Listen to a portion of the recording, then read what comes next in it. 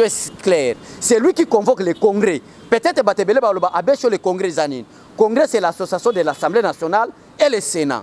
Mouta convoque le congrès, c'est le président de la République. Pour 4 objectifs. Objectif à Liboso. Pour que le congrès soit là. Et ça peut-être pour décréter état d'urgence.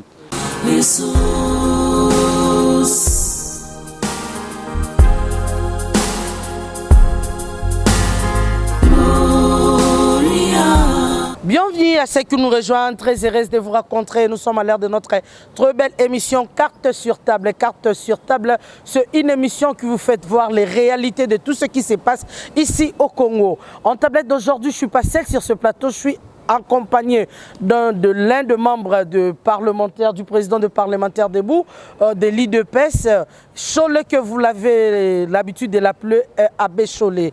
Je ne suis pas seul et nous allons nous entretenir avec vous, nos très chers fidèles téléspectateurs internautes, partout dans le monde, là où vous êtes. Comme c'est une émission bilingue, en tablette d'aujourd'hui, nous allons aborder des sujets délicats, beaucoup plus en lingala pour promouvoir notre langue nationale, que j'ai l'habitude de dire que c'est une langue nationale. Bientôt, Ekoko, ma langue nationale, Nenga Bécholé, Mtu Aloba Kiango. Mbote Abécholé.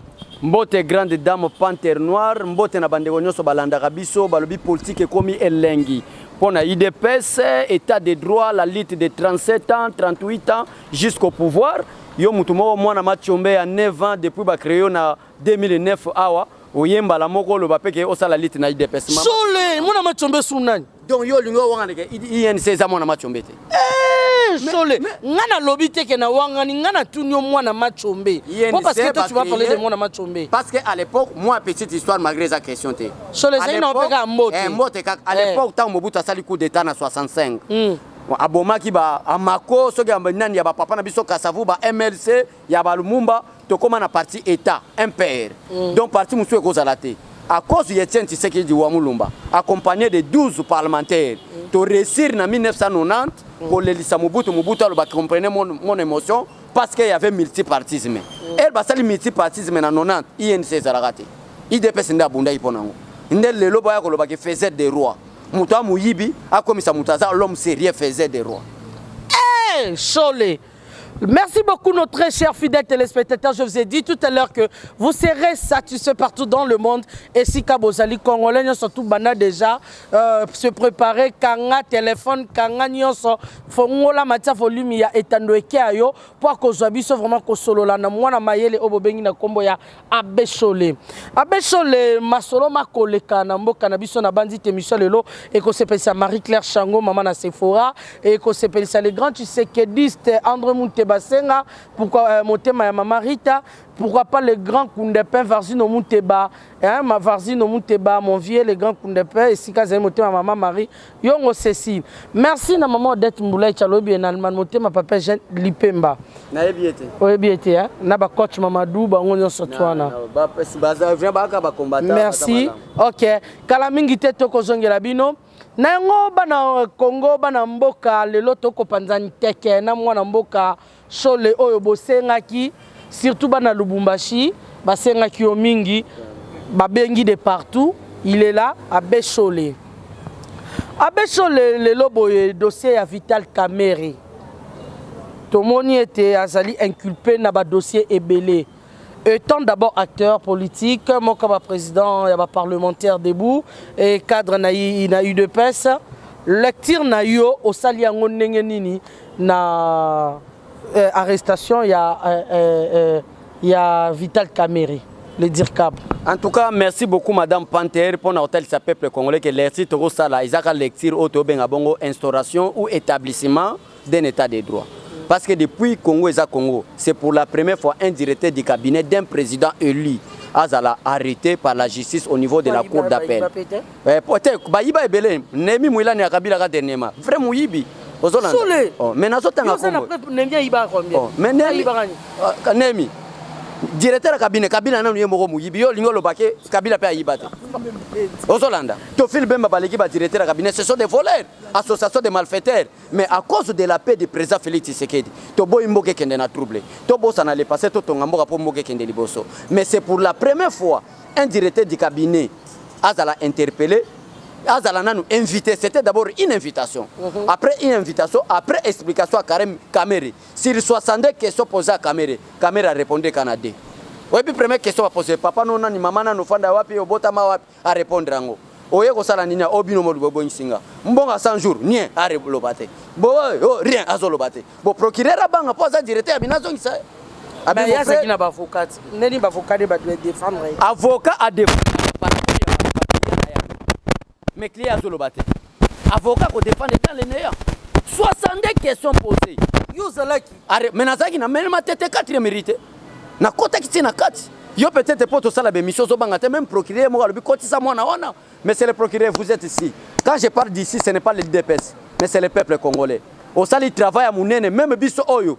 Un jour on a convoqué marche au la marche pour combattre président cour constitutionnelle. Makambo sali au fandi si fait état de droit na vision il y a président de la République madame Panther pour na koyebisa que madame biso to ko bangelo ko mokote ezali clair ezali bongo ke makambo sengeli et sali mabongo. Merci beaucoup, merci Makambo et Salami mwana mboka toyebite lecture na yo po na yo na tunyo o répondre ngaité na motuna ena likambu ya lecture na yo étant acteur politique na UDPS au Salango ndenge. C'était un exemple. Le président de la République nous a promis. Moi, je vais prêcher par l'exemple. Lecture ya ko kanga Kamere akende na boloko. To la lecture na qui est d'abord commencer d'abord ya ko présenter batu qui est Kamere. Kamere est un président d'un grand parti politique comme l'INC, malgré Bazaba primatiré na Uchikoloba, Neva, malgré, je parle malgré. Mais c'est un grand leader, malgré que le leadership a même une négativité. Ce qui a même une positivité, et il y a Salamalam. Qui est encore Kamere, un directeur du cabinet du chef de l'État. Quand il y a un dossier, il a été interpellé, il a été tout ça la lecture. Quand il y a un programme, il y a 100 jours, Namboka au Kabila Bomi pendant 18 ans. Félix Tshisekedi en tant que président de la République a fait ça qui programme un programme de 100 jours pour na repérer sa piste que le peuple congolais na impasse au Kabila Tshisekedi bango. Maintenant ezala ki na deux gouvernements. Le gouvernement entra ou ezala ki gouvernement ya papa na biso Ilunkamba, ne gouvernement sortant ou ezala ki gouvernement ya Bruno Tshibala. Et le gouvernement sortant ne peut pas prendre des engagements. Le gouvernement entrant aussi ne peut pas prendre de grandes décisions. Alors, directeur à cabinet a joué comme premier ministre. Programme à 100 jours et pas naï. Bapé ça est programme à 100 jours. Mouyibi net na film. Ça ce n'est pas moi, c'est le procureur. Ouais, mais na cacho. Je vous dis la vérité. Ceux qui va poser une question pourquoi caméra za kangami, yo ko sa réponse nini. Pour Ayibi, Ayibi nini mbongo à 100 jours. Rien que votre dossier au ben inculpé il y a 100 jours. Il y a 100 jours na dossier Ebola Oli Lunga. Il y a pas ça na carte. Mais il lui Lunga. Donc yo lingo wanga na mama ko salela ka risite oyebi. Même vient na biso Frank Diongo na respectaka. A uti ko sala point de presse. Frank Diongo a lobi clair. A lobi que même Oli Lunga ba pesa ki ordre na directeur ya cabinet président de la République qui est Vital Kamerhe. 10 millions de dollars sengele bima pour na somba bakisi pour na makabo Ebola. Na yebite soki mongo yango na kena pesa 30 vaches na Rwanda na mwasi na mwana James Kabarebe ya balaki to ezanini. Vous voyez, cher monsieur de l'INC, biso na bino tozana coalition. Kamere s'il est voleur qui ne place neza na prison, place neza na INC. INC ça parti politique ya batu oyo batamayele. Lokola ba papa Baudouin Mayo. Lokola ba viena nga Jolino Makelele. Maria ala la na ba conseil des ministres. Mais c'est bien qui se respecte. Ozolanda. Donc ngana la vérité. Et ça et tozo panzanteke Maria na conseil des ministres à l'obagate ala la bapongi. Ozomona, mais biso to koyeb sa peuple congolais boy. INC c'est un grand parti politique et c'est to respecter bino. Mais na kata INC so bomoni miyibi, il faut qu'il ait na prison. Ozolanda, ce n'est pas Abécho le Mutazo Kanga. Ce n'est pas le président de la République, ce n'est pas non plus aussi l'IDPS, mais c'est la justice. Et le chef de l'État nous a promis l'indépendance de la justice. Donc lectine na Rosala et Zaka Royeb sa peuple congolais que si vous avez de hautes responsabilités na Kachamboka Oyo, comme Karosala Bererte qui osale la mapeka na yo. Maintenant il y a l'état de droit. Prêché par Félix Tshisekedi à travers son directeur du cabinet. Donc c'est le directeur du cabinet Kabila, mais le procureur Oyo Azan Fimbo Alungwe Moussala. Mais du fait qu'il est directeur du cabinet du président Félix Tshisekedi, l'homme responsable. Mais et l'autre chose salanga passe. L'homme du peuple. Et l'autre chose salanga passe madame Panther. Parce que y a une bazo parvenir ko lobama kambo ya Nairobi. Akori ya Nairobi. Comme on a moyen à l'obésité. Vous parlez de 2023. En 2023, ce n'est pas les élections organisées sous le régime de Joseph Kabila. En 2023, ce sont des élections organisées sous le régime de Félix Tshisekedi. Nous allons appliquer l'article 72 de la Constitution. Pour être candidat président de la République, il y a des conditions suivantes. 1. Être de nationalité congolaise d'origine. Pour prouver que vous pouvez soutenir tata na maman na pour ton ma candidature na. Merci beaucoup Torokoba na maso na biso mwana mboka Sole abesole yeyo bolukaki peut botumbo liboko kaelelo. Mwana mboka biso est-ce que Vital Kamerhe a démissionné ou bien a co-démissionné? P. Ceux qui a co-démissionné, c'est celui qui a démissionné a co-démissionné quand? Ce qui a démissionné. Est-ce que chef de l'État a nommé Dirkab Moussous na combien de délais d'absence il y a Dirkab naï? Qu'on nomme directeur du cabinet, ça réserve du pouvoir discrétionnaire du chef de l'État. Ça, c'est un pouvoir discrétionnaire, il y a chef de l'État, moi, il y a des délais. Ouais, il y a un peu de répondre. Donc, pour le chef de l'État, comme on a dit, le directeur du cabinet, on a nommé sous directeur du cabinet, on a travaillé dans le directeur du cabinet, à Dieu, c'est l'intérim. Alors, le papier, non? Kaka lelo po kaka lelo ba nommé directeur du cabinet mususu. Po Kamerhe nenga koti wana bakangi na démissionner. Il faut démissionner. C'est obligatoire. Il faut démissionner pour maman. Normalement la logique des choses avant qu'elle ne répondre à l'invitation, il fallait déjà commencer par démission, non? À ça là qui arrogance à kanisa que Félix Tshisekedi a démissionné, Félix Tshisekedi a lobate. Même avant lundi na on a tongo ordonnance moko bimaki ya lutte contre riposte. Il y a pandémie. Signé par le président de la République, contre-signé par le Premier ministre, copie pour conforme à l'original, le directeur du cabinet, Kamerhe Vital Rwakading, Sogini Nezamwa Moulaïbele. Rwakading Kingi. Bon, Bolimbisanga et Boezane Moulaïba, comment Congolais à Bongote, je me réserve. Mais quel est le problème?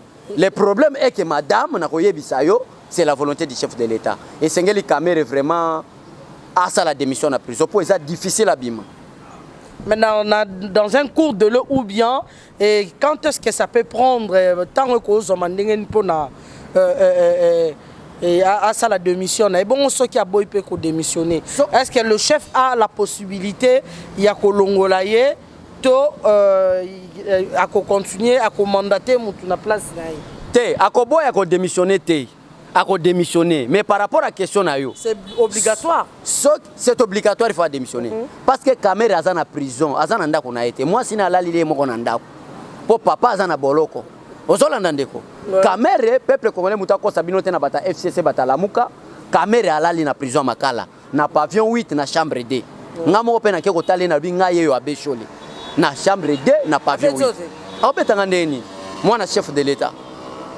Tant que biso bunda makambo ya ozala wapi mama nazo biso sans blague ça ko flatter ba téléspectateur ba internaute na biso tozu menace ina ndenga osakana te ba téléphone mais ba ko raté menace Mobutu sala biso to banga te to banga Kamerhe oyo aye lobby na 1997 awa après entrer AFDEL. Est-ce qu'avant 1997 zala sensei yo yebaka Kamerhe ba yebi après entrer AFDEL en 97 ozolan. Donc biso tozana problème mon côté vient na biso VK. Bon, ndeko mona Lubumbashi, abengal bi VK ilingo lobanini. Ngake vol avec Kabila. Ah, Sole. Sole, VK Lexi vol avec Kabila. C'est V, c'est-à-dire vol. K avec Kabila. Donc so zo mutuba obenge VK, c'est-à-dire vol avec Kabila. Sole. Eh. Maman, pardon, la patronne boyo ramutula bino. Mais sikoyo, quel est le problème? Bango balingaki président Félix Tshisekedi a fait sa instruction. Tozan attend la dictature, président de la République a fait sa instruction na justice. Tant on est athée, Félix Tshisekedi est démocrate. Vous voyez maintenant Madame Panther, la différence d'un chef de l'État qui n'a pas reçu une bonne éducation familiale et un chef de l'État qui a reçu l'éducation familiale. C'est ça la différence. Merci beaucoup la justice. Au moins, on a remercié le président de la République.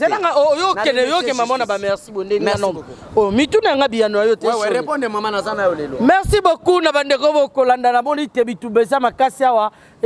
De big salutations à mon cordon Papi Kamwasi. Merci à vous, Namoni présence c'est sali bien. Merci beaucoup Torokoba Namaso Nabiso. Babi la patronat Motema papa sio tingoma na Suède. Merci beaucoup Bambo Tenayo. Omoni Sole yo Lukaki yeyo. elongo na papa Fioti Ngoma na Swede. Papa nani? Papa Fioti Ngoma. Papa Fioti Ngoma na yoka ka papa Fioti. Na yoka yo papa soki na yoki yo. Na yebite. Merci vraiment de présenter nga papa Fioti. Papa Fioti. Tala so pensez à papa Fioti. Je vous aime tous. Mais na yoka yo na yoki na noté. Merci beaucoup Mathieu, je vois la présence de tout le monde là. Ça fait du bien, ça fait du bien. On est là. Moi Namboka yebisa biso et si Vital Kamerhe aujourd'hui parvient à démissionner, s'il démissionne, est-ce que le ministre Nayepe a droit à démissionner? Tout va continuer à œuvrer. Coalition IDPS INC ou cache Koufité. Il n'y a qu'un seul voleur qui est aux arrêts. Et Boukina Ngope coalition, ça c'est la vérité. Donc, pourquoi Kamerhe est aux arrêts? Voilà, c'est-à-dire qu'il a volé. Donc, quel est maintenant le problème? Coalition biso bande ko na biso INC to ze loko moko coalition et ko continuer. Si en 2023 bande ko INC ba ko soutenir candidature ya président Félix Tshisekedi en 2023. Biso ne to ko yeba parce que bata INC ba yebi bien que non en dehors ya Félix Tshisekedi en 2023 candidat muso azate.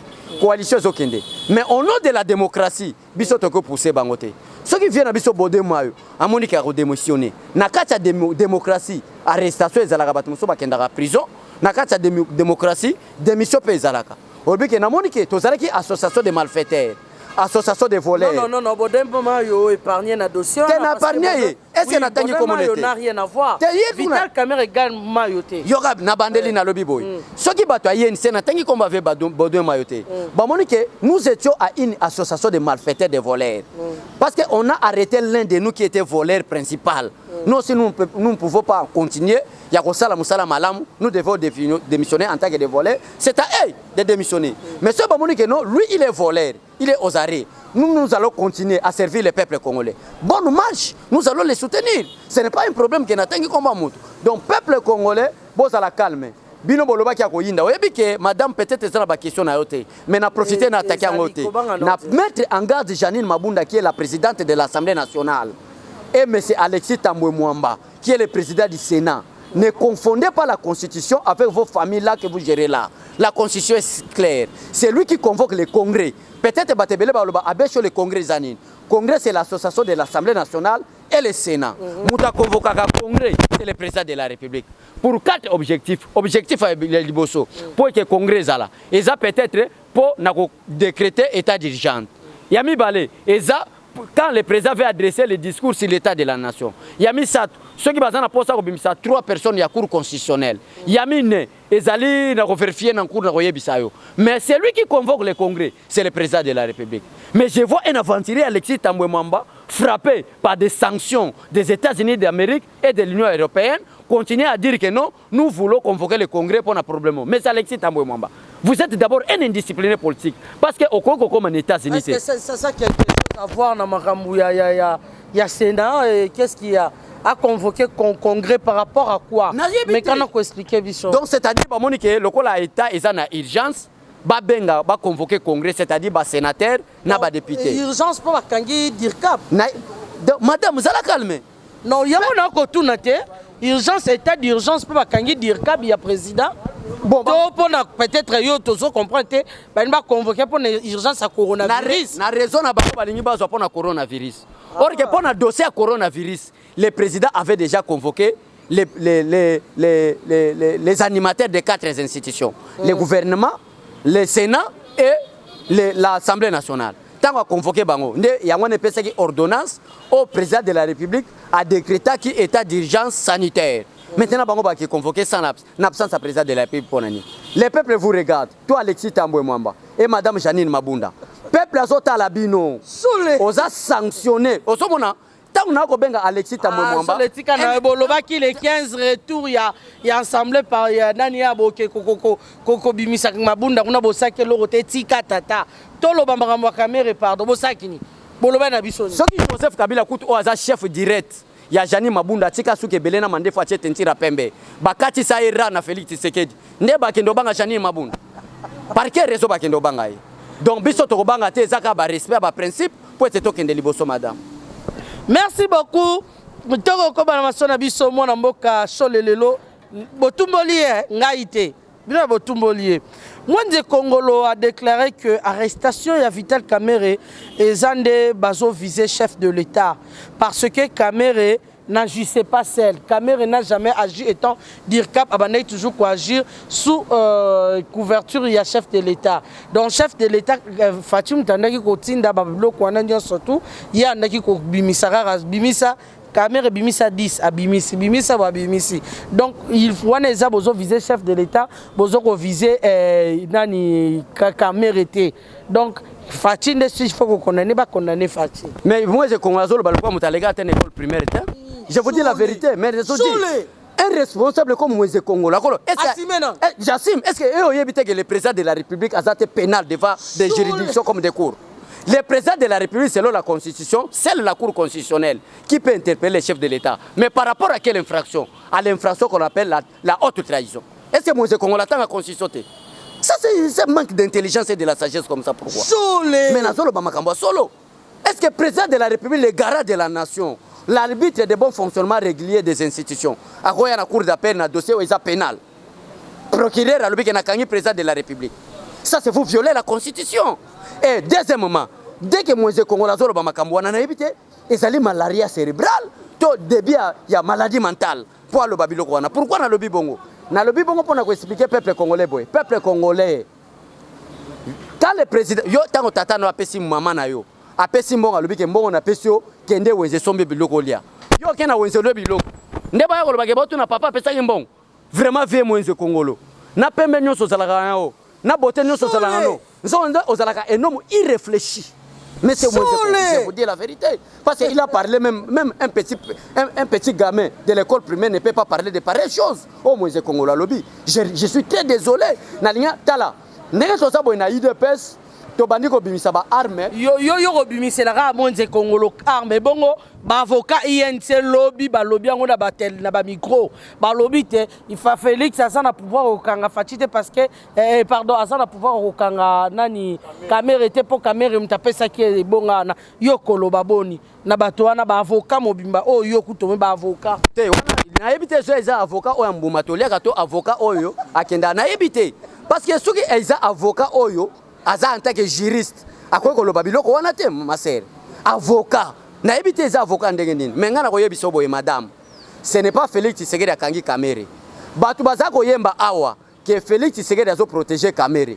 Les loka batongo ba komi ko lobake no Félix Tshisekedi mutakangi azana droit kanga été. Ça c'est quelle bassesse. Merci beaucoup. Sur les places où on a appelé la moi analyse, ça n'engage que moi et non Cholé. Là, vraiment, permettez nos très chers téléspectateurs, nos très chers, mais très chers Oyangaï, mes très chers Congolais. Nous sommes trop bizarres, sincèrement. Tout le monde a réclamé caméra 15 millions, 15 millions, 15 millions. Caméra autant beau, caméra salibo. Mais interprète quand on a zone sambongo, la caméra Fatima B, Fatibo, Bopesa qui est pouvoir. Oui, moi j'accepte que Bopesa qui est pouvoir parce que vous l'avez voté. Fatia qui pouvoir tout le monde l'a donné. Token a ir nos PC voix, c'est normal. Il y a une Fatia pouvoir. Parce que caméra voté qui yo pe wano lobaki yo po voter qui fati ngape na voter qui yo po voter alors botika ko défendre analyse comme ça aliro bazo kende nango wana ezo prouver que caméra na ir na voter qui Shadari Choule et prouver clair malobo ba avocat ya INC balobi et prouver que coalition ya IDPS na INC ezala qui caméra était l'agent principal ya renseignement auprès du président Félix Tshisekedi pour mieux contrôler Félix Tshisekedi et aller faire rapport à son chef direct qui est Joseph Kabila. Dernièrement, le satellite, Vital Kamerhe, na GLM. Dernièrement, lui, il est hier, il est adversaire de Kabila. Na GLM, donc, le peuple congolais, il est raté. Car on est responsable de l'IDPS. Pouvoir autosuit, il est soit quoi. Donc, on avait violé la Constitution. Donc, violer la Constitution, le peuple est souverain, ça c'est l'article 5. Dès que le peuple a déclaré que Félix Tshisekedi le peuple a lobby non bon. Mais le peuple, oh là, le peuple était Kangi Kamerhe lobby. Habite aux Ako quand c'est Félix Tshisekedi Mabé, Nenge Kamera Kangami Félix Tshisekedi au Salata Santa, ce n'est pas moi, c'est le peuple. Biso toza na boula comme ma démocratie. Mais bateau bazo lobby sa biso, baza na boulou to imposer dictature parce que sur 90%, 100% peuple congolais. Biso IDPS toza 95%. 95% wana zako pesa mot d'ordre to bimina balaba to bi élection za soute ba yoke la biso. Merci beaucoup pour l'analyse dans Chole. Comprenez Chole, hein? C'est comme ça à la micro. Pour comprendre, si vous avez analyse dans la alors sur ce, je disais que nous les Congolais, au juste, qu'est-ce que nous voulons? Bakanga tel ote, bino kangaye, yibi ay. Bon, bakangaye to lingi te finalement, qu'est-ce qu'on fait? Tout ça la siko yo nini. Parce que to lingi vérité, to lingi réalité. To souffrir. Yo mutozo côté la le caméra pour bakangiye azumbongo ya l'état. Sachez bel et bien caméra a détourné ba millions mais on appelle ça kao. Nan divité que na compte aux na $500,000 au caméra pesa. Mais bana na ba ça ba 500,000 na ba mapango autant mon a dit pas $45,000. O yoza na ngoku touté. Donc ça veut dire c'est que toi ouais moi c'est nga na yebi na ngate pardon. Zelanga na pesa. Mais sur les zelanga photo asomela moi sinaye chaînette il y a $45,000. Azope ça par exemple albi que chaînette oyo eza na valeur ya koleka jeep ya mwana jeep mpia na liboso atambo anango. Chole. Merci beaucoup, merci. Alors sachez bel et bien aux soit kabelo $1,000, 2,000, 3,000 à tapio $10,000 et ça même pas solo ya mbongo au moins na zanango na compte bancaire na ye. Yozo protéger ye azana combien de parcelles au yoza nango. Peut-être au kokufa locataire mais il y a tiki ba milieu de parcelles. Voilà. Ok? Essayez un peu de comprendre. Nous avons tous étudié. Mais tous ont mérité vivre auto vivre dans côté. Mort et qui n'a pas sa caméra.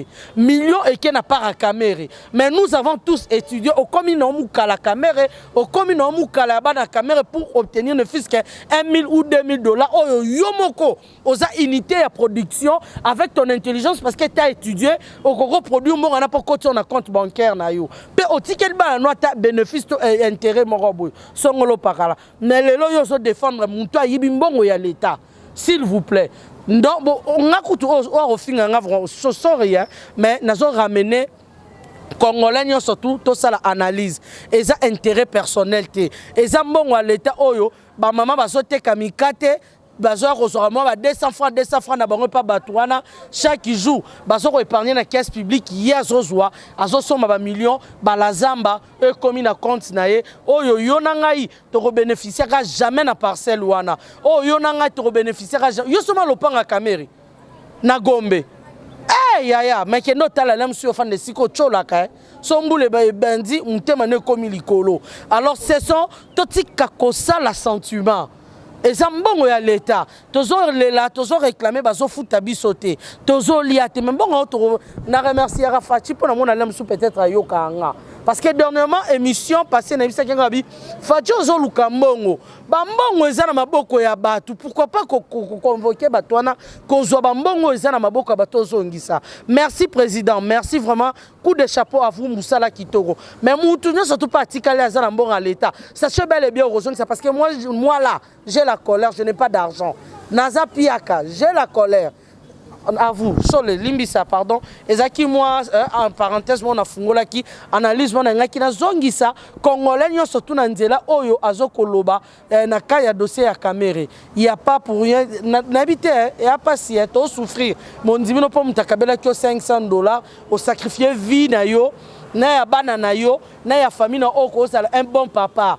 Otiki la tabana no lopango yo emso okufotiki pe lopango te moi ça tikali locataire bana bakomi ba mbeyambea na bakuluna pona nini oyebaki ko s'organiser te oui mais tu as étudié muto tambola kina zaki ozaki mukala nae mais na mayelo salele ki mukala yo mo pour reproduire c'est un conseil c'est esa analyse on appelle ça congolais surtout à bon attendeur moi na mboka chole to zongela yo moi moke na maye etali coronavirus na mboka Congo.